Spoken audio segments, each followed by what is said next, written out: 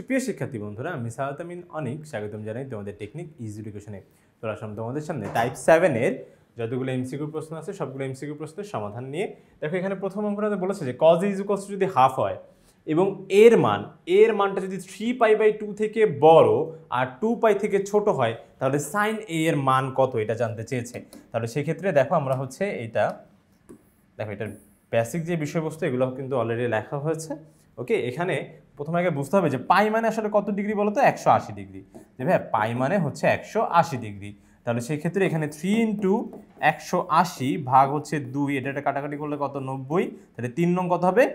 27। তার মানে 270 ডিগ্রি। ঠিক আছে, তাহলে এটা বোঝাচ্ছে হচ্ছে 270 ডিগ্রি থেকে বড়, আর 2π মানে হচ্ছে 2 × 180 মানে 360 ডিগ্রি থেকে ছোট। ঠিক আছে, এমন একটা মান যেটা হচ্ছে তোমার এই যে দেখো 270 ডিগ্রি থেকে বড়, 270 ডিগ্রি থেকে বড় কিন্তু হচ্ছে তোমার 360 ডিগ্রি থেকে ছোট। তাহলে এটা আসলে কোন ঘরের কথা বোঝাচ্ছে আমরা কি সেটা দেখি। প্রত্যেকটা তোমার হচ্ছে যে দেখো চতুর্ভাগ, এটা হচ্ছে আমাদের প্রথম চতুর্ভাগ, এটা দ্বিতীয়, এটা তৃতীয়, এটা হচ্ছে চতুর্থ চতুর্ভাগ। প্রত্যেকটা চতুর্ভাগ কিন্তু 90 ডিগ্রি করে। ঠিক আছে, তার মানে এক চতুর্ভাগ থেকে যদি অন্য চতুর্ভাগে যেতে হয় তাহলে আমাকে 90 ডিগ্রি পার করে যেতে হবে।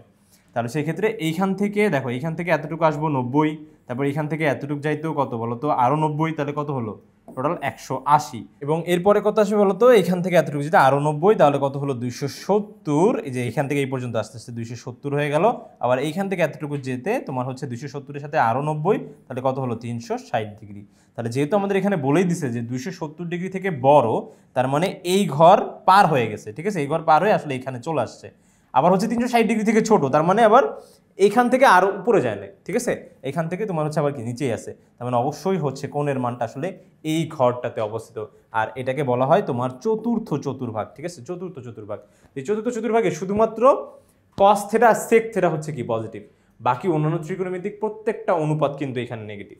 ঠিক আছে, তার মানে এখানে আমাদের যে সাইনের মানটা জানতে চেয়েছে, সাইনের মানও কিন্তু এখানে নেগেটিভ হয়ে যাবে, শুধুমাত্র cos θ এর মান এখানে ধনাত্মক আসবে। ঠিক আছে, তাহলে সেই ক্ষেত্রে আমরা দেখি আমাদের এখানে কি দেওয়া আছে। তাহলে cos a = হাফ বলে দিছে, তাহলে আমরা জানি cos মানে কি? cos a নর্মালি কি হবে বলো তো? তোমার হচ্ছে ভূমি বাই হচ্ছে অতিভুজ। ঠিক আছে, ভূমি বাই অতিভুজ। তাহলে এখানে দেখো কি আছে, ভূমির জায়গায় কি আছে? 1, আর অতিভুজের জায়গায় আছে কি? 2। তাহলে সেই ক্ষেত্রে আমরা যদি এটা সমকোণী ত্রিভুজ চিন্তা করি, এই যে দেখো সমকোণী ত্রিভুজের এইটা ধরো যদি এ কোণ হয়, এ কোণ। ঠিক আছে, তাহলে সেক্ষেত্রে এ কোণের বিপরীত বাহুটাই হচ্ছে তোমার লম্ব। তাহলে লম্ব দেওয়া নাই, তোমার দেওয়া আছে হচ্ছে ভূমি, আর হচ্ছে অতিভুজ দেওয়া আছে কত? 2। তাহলে সেক্ষেত্রে এখন তোমাকে লম্বটা বের করতে হবে। তাহলে কিভাবে বের করা যায়? যে √2² - 1², তাই তো? এই যে তোমার হচ্ছে আমরা পিথাগোরাসের সূত্র থেকে এখানে কিন্তু একবার এটা করা যায়, কখনো যদি অতিভুজ আর ভূমি বা লম্ব দেওয়া থাকে, সেখান থেকে যদি তোমাকে হচ্ছে ধরো ভূমি দেওয়া আছে তো লম্ব বের করতে হবে, তাহলে শুধু জাস্ট তোমার হচ্ছে √অতিভুজ স্কোয়ার মাইনাস ভূমি স্কোয়ার করে দিলেই শেষ। আর যদি কখনো তোমার হচ্ছে ধরো লম্ব দেওয়া আছে, ভূমি বের করতে হবে, সেম, শুধু জাস্ট তোমার হচ্ছে কি অতিভুজ থেকেই ওটার বর্গটা বিয়োগ করে দেবা, শেষ। ঠিক আছে, আর যদি কখনো যদি অতিভুজ বের করতে বলো তাহলে কি করবো? দুইটাকে যোগ করে দিব, লম্ব স্কোয়ার প্লাস ভূমি স্কোয়ার √টা। ঠিক আছে, তাহলে একবারে কিন্তু চলে আসবে। তাহলে 2 স্কোয়ার করলে কত হয়? 4, আর হচ্ছে -1, তাহলে 4 - 1 করলে কত হবে? তোমার হচ্ছে 3। তাহলে √3 হলো তোমার হচ্ছে লম্ব। তাহলে সাইন মানে কি? লম্ব বাই হচ্ছে অতিভুজ, লম্ব বাই হচ্ছে অতিভুজ। তাহলে এখানে আমাদের লম্ব কত আসছে? √3, লম্ব আসছে হচ্ছে √3, আর অতিভুজ হচ্ছে কত বলতো? 2। তাহলে √3/2। কিন্তু আমার হচ্ছে বলে দিছে এর মানটা আসলে কোথায় অবস্থিত?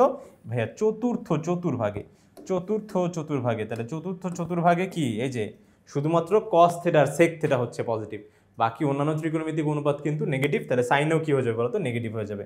তাহলে সেক্ষেত্রে এটার মান কত হবে? মাইনাস, হ্যাঁ, -√3/2। তাহলে যেখানে উত্তর আছে আমার -√3/2, তাহলে সেটাই হবে আমার কাঙ্ক্ষিত উত্তর, এই যে এখানকার গ। ঠিক একই রকম ভাবে এরপরে তোমার হচ্ছে cos a বলছে = 4/5।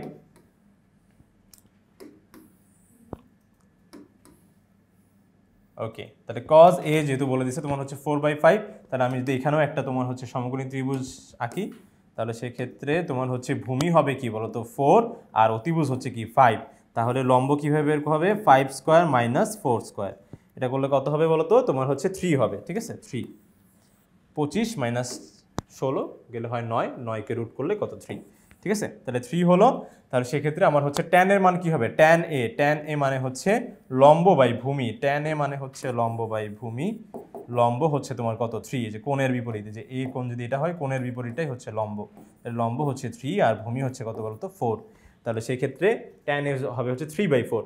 কিন্তু এটা তো বলছে হচ্ছে তোমার এই চতুর্ভাগের জন্য, এই যে 270 ডিগ্রি থেকে বড় আর 360 থেকে ছোট মানে এই চতুর্ভাগে, তো এই চতুর্ভাগের tan এর মানও কি হবে বলতো, ঋণাত্মকই হবে, কারণ এটা তো শুধুমাত্র cos আর sec এর জন্য তোমার হচ্ছে পজিটিভ, বাকি অন্যান্য ত্রিকোণমিতিক অনুপাত জন্য নেগেটিভ। তাহলে সেই ক্ষেত্রে এটা কিন্তু হয়ে যাবে কি, যদি 270 ডিগ্রি থেকে বড় হয় এর মান এবং হচ্ছে 360 ডিগ্রি থেকে ছোট হয়, তাহলে সেই ক্ষেত্রে tan a is equals two হয়ে যাবে কি -3/4। ওকে, এই মানটা কিন্তু অবশ্যই মাইনাস হতে হবে। তাহলে যেখানে উত্তর আছে -3/4, সেটাই হবে আমাদের কাঙ্ক্ষিত উত্তর, এই যেটা।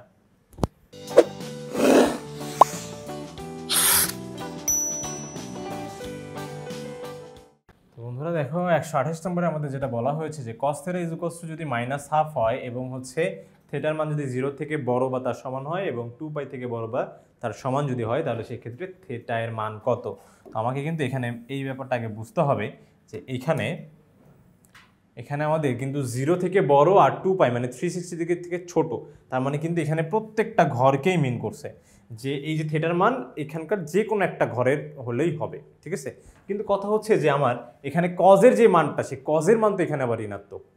তো কজের ঋণাত্মক মানগুলা কি আমরা কখনো এই প্রথম চতুর্ভাগে পাবো বলো তো? প্রথম চতুর্ভাগে তো সবাই পজিটিভ, তাহলে এখানে কিন্তু ভুলেও আমরা কজের কোনো ঋণাত্মক মান পাবো না। তারপর দেখো এই যে এই ঘরটা, এই যে চতুর্থ নম্বর যে ঘরটা, এই ঘরটা তো আবার কজেরই ঘর, তাহলে কজের ঘরে আমরা কি কখনো কজের ঋণাত্মক মান পাবো বলো? পাবো না, এখানে সব কজের ধনাত্মক মানগুলো আছে। তাহলে আমাকে আসলে বের করতে হবে তোমার হচ্ছে এই যে প্রথমে এটা হলো তোমার দ্বিতীয় চতুর্ভাগ আর হচ্ছে তৃতীয় চতুর্ভাগের জন্য মানটা, ঠিক আছে। দ্বিতীয় চতুর্ভাগ আর তৃতীয় চতুর্ভাগের মান বের করা লাগবে। আচ্ছা, কারণ এখানে হচ্ছে কজের মানটা ঋণাত্মক, ঠিক আছে, এখানে কজের ঋণাত্মক মানটা পাওয়া যাবে। তো সেই ক্ষেত্রে আমরা দেখব cos θ is equals to minus cos কত ডিগ্রির ভ্যালু হচ্ছে তোমার হাফ, cos 60 ডিগ্রির ভ্যালু হচ্ছে কত হয় বলো তো, হাফ হয়। 60 ডিগ্রি মানে হচ্ছে π/3। ওকে, কারণ যে 180/3 করলেই তো হয় তোমার হচ্ছে 60 ডিগ্রি, তাহলে এটা কিন্তু লেখা যাবে। এখন এখান থেকে যদি cos বাদ দিয়ে দাও, তাহলে θ ইজ ইকুয়ালস টু কত, -π/3।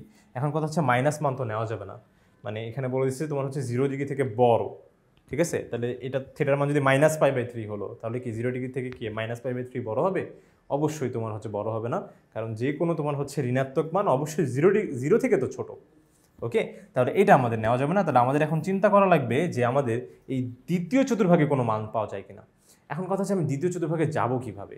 যাব হচ্ছে যে দেখো তোমার হচ্ছে এখানে যদি আমি এটা চতুর্ভাগ চিন্তা করি, যেটাকে যদি আমি একবার ঘুরি, যে একটা 90 ডিগ্রি পার হয়ে আমি যদি প্লাস দিয়ে দিই, তাহলে তো আমি হচ্ছে এই চতুর্ভাগে চলে আসি। যে 90 ডিগ্রি থেকে একটু বেশি গেলেই তো আমি হচ্ছে এখানে চলে আসি। কিন্তু কথা হচ্ছে যে এই যে এখানে যে আমাদের কন্ডিশনটা আছে যে π/2 এর সাথে যদি কখনো কোনো বেজোড় সংখ্যা গুণ থাকে, তাহলে সেক্ষেত্রে এই যে দেখো আমার এই কজ আর কস কিন্তু থাকবে না, ঠিক আছে। এই যে কস পরিবর্তন হয়ে কি হয়ে যাবে, সাইন হয়ে যাবে। সাইন থাকলে যেমন কজ হয়ে যাবে, ঠিক একই রকম কস থাকলে আবার কি হয়ে যাবে, সাইন হয়ে যাবে। তাহলে সেই ক্ষেত্রে আমি তো এখান থেকে যে কস যে বাদ দিব, সে বাদ দেওয়ার অপশনই তো থাকবে না। তাহলে সেই ক্ষেত্রে যখন আমরা এরকম ত্রিকোণমিতিক অনুপাতগুলো পরিবর্তন করতে চাচ্ছি না, তখন কিন্তু অবশ্যই আমাদের যদি কোনো অন্য ঘরে যাওয়া লাগে, তাহলে সেক্ষেত্রে অবশ্যই জোড় সংখ্যা দিয়ে যেতে হবে, কোনো বেজোড় সংখ্যা দিয়ে যাওয়া যাবে না, ঠিক আছে। জোড় সংখ্যা দিয়ে যেতে হবে। এখন কথা হচ্ছে আমি জোড় সংখ্যা দিয়ে তাহলে যাব কিভাবে ভাইয়া? তাহলে জোর দিয়ে কিভাবে যাওয়া যায়? তাহলে আমি যদি জোর দিয়ে কি, যে এই জোর দিয়ে ধাক্কার জন্য না, ঠিক আছে, জোড় সংখ্যা কিন্তু, তাহলে জোড় সংখ্যা মানে কি, এই যে দেখো আমি একবার দুইবার ঘুরলাম, দুইবার ঘুরে আমি যদি প্লাস দিই তাহলে তো সামনে চলে যাব, কিন্তু আমি তো তোমার হচ্ছে আগে যে দ্বিতীয় চতুর্ভাগের মান বের করতে যাচ্ছি, তাহলে অবশ্যই আমাকে কি করা লাগবে, এই যে তোমার হচ্ছে দুইবার ঘুরে মানে দুইটা 90 থেকে একটু কম হওয়া লাগবে। তাহলে কম মানে কি, অবশ্যই এই যে বিয়োগ, তাহলে বিয়োগ দিলে আমি হচ্ছে যে দ্বিতীয় চতুর্ভাগে চলে আসবো। তাহলে সেক্ষেত্রে আমার এখানে কি করা লাগবে, যে ভাইয়া এখানে আপনি cos θ দেন, এখানে আপনি cos দেন, তারপরে কি আপনি দুইবার ঘুরেন, তাহলে দুইবার ঘুরবো মানে কি দুইটা π/2 না, প্রত্যেকটা তোমার হচ্ছে ঘর কত 90 ডিগ্রি করে, তাহলে দুইটা ঘর যখন আসবো তাহলে কি দুইটা 90, তাহলে দুইটা 90 থেকে একটু কম হতে হবে, মানে মাইনাস করতে হবে। তাহলে মাইনাস করব, এই যে মাইনাস করব কত ডিগ্রি, এই যে π/3, যেই কোণের মান যেটা আছে সেটাই কিন্তু থাকবে। কোণের মান প্রথমে আমরা যা পাবো, এই যে তোমার হাফের জন্য বা এখানে √3/2 থাকলে √3/2 এর জন্য যা পাবো সেটাই কিন্তু কন্টিনিউ হবে। এখন কথা হচ্ছে ভাই এখানে তো মাইনাস ছিল, কিন্তু এখানে কেন মাইনাস দিচ্ছেন না? এখন দেখো ভাইয়া একটা ব্যাপার বুঝো, যে এই মানটা অলরেডি তোমার ভুল ঘরে নিয়ে আসছে, মার খাইতেছে, ভুল ঘরে ঢুকে অলরেডি মার খাইতেছে, তাহলে সেক্ষেত্রে এর কি আবার আরেকটা মাইনাস দিয়ে মাইনাসে মাইনাসে প্লাস করে দিবা আল্লাহর কাছে?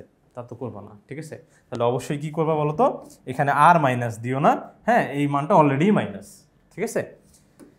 আচ্ছা, তাহলে সেক্ষেত্রে দেখো তোমার হচ্ছে এখান থেকে কস কস বাদ দিয়ে দিলে থেটা, এটা একটা কাটাকাটি গেলে তোমার হচ্ছে কত হলো, তোমার হচ্ছে এখানে কস থাকলো, তাহলে সেই ক্ষেত্রে তোমার হবে কত, এটা হলো তোমার পাই পাই বাই 3, আর হচ্ছে তোমার এখান থেকে কত হচ্ছে, তাহলে 3 পাই মাইনাস পাই, 3 পাই মাইনাস পাই, তাহলে সেই ক্ষেত্রে 3 পাই মাইনাস পাই, আর নিচে হবে কি বলো তো 3, ঠিক আছে? তাহলে 3টা পাই থেকে একটা পাই চলে গেলে কত, 2 পাই বাই 3, 2 পাই বাই 3, ওকে? তাহলে 2 পাই বাই 3 কোথায় আছে, এখানে দেখো যে ক নাম্বার। কিন্তু কথা হচ্ছে যে আমাদের কিন্তু এখানে শুধুমাত্র এই ক নাম্বারটা অ্যান্সার না, এখানকার গ নাম্বারটাও আমাদের অ্যান্সার। এখানে আসলে দুইটা অ্যান্সার হবে, ঠিক আছে? মাঝে মাঝে আমাদের এরকম বোর্ড কোশ্চেনে কিছু মিস্টেক হয়ে যায়, বাট আমরা এই ক্ষেত্রে কিন্তু দুইটা মান হবে, দুইটা এখানে ধরো এই গ নাম্বারটাও হবে। কারণ কেন গ নাম্বারটা হবে, কারণ দেখো তুমি যদি দুইবার ঘুরে, এই যে দেখো যে ভাই আমি যদি দুইবার ঘুরে প্লাস দেই তাও তো হচ্ছিল, এখানে যে আপনি হচ্ছে কজ, আপনার তো হচ্ছে এই ঘরেও আমি আসতে পারবো, এই যে এই ঘরটা, তো এই ঘরেও হচ্ছে কি কজের মান ঋণাত্মক, ঠিক আছে? আচ্ছা ওখানে কত আসছিল জানি, 2 পাই বাই, আচ্ছা 2 পাই বাই 3 এখানে তো দেখলাম 2 পাই বাই 3 মানে কত ডিগ্রি হয় বলো তো, 3 6, তাহলে 120, তাহলে 120 কিন্তু অবশ্যই কন্ডিশনকে ফিল আপ করতেছে। আবার দেখো তুমি কজ 120 বসাও, তুমি মাইনাস হাফ পাবা, তুমি এখানে বসাও তুমি কজ 120 ডিগ্রি মান বসাও, দেখো তুমি মাইনাস 0.5 বা মাইনাস হাফ পেয়ে যাবে, ঠিক আছে? তাহলে তো হচ্ছে কন্ডিশন ফিল আপ করতেছে। আবার দেখো এটাও করে, ঠিক আছে? কারণ হচ্ছে কি দেখো কস এখানে যদি তুমি হচ্ছে ধরো দুইবার ঘুরে যদি প্লাসও দিতা তাও তো হইতো, যে ভাই আমি যদি দুইবার ঘুরে একটু বেশিও চলে আসতাম তাও তো আমার হয়, তাও তো আমি হচ্ছে যে দেখেন এই ঋণাত্মক ঘরে মানে যে এই ঘরটাতে চলে আসি, এই ঘরটাতে যদি দুইবার ঘুরে প্লাস দিয়ে দিই প্লাস, তাহলে আমি এখানেও আসি, এখানেও কজের মান ঋণাত্মক, তাহলে সেই ক্ষেত্রে এখানে যদি আমি প্লাস পাই বাই 3ও দিতাম তাও কিন্তু আমার কাজ হতো, ঠিক আছে? তাও কাজ হতো। তাহলে এখানে কত আসতো তোমার কস কস বাদ, তাহলে থেটা ইজ ইকুয়ালস টু তাহলে 3 পাই প্লাস পাই কত হয় বলো তো, 4 পাই বাই 3, তাহলে কিন্তু এটাও হচ্ছে। তাহলে কন্ডিশন কিন্তু শুধুমাত্র এটা নয়, তোমার হচ্ছে গ নাম্বারটাও ফিল আপ করতেছে, ঠিক আছে? একই কন্ডিশনে, তাহলে এখানে কিন্তু আমাদের উত্তর দুইটাই হবে।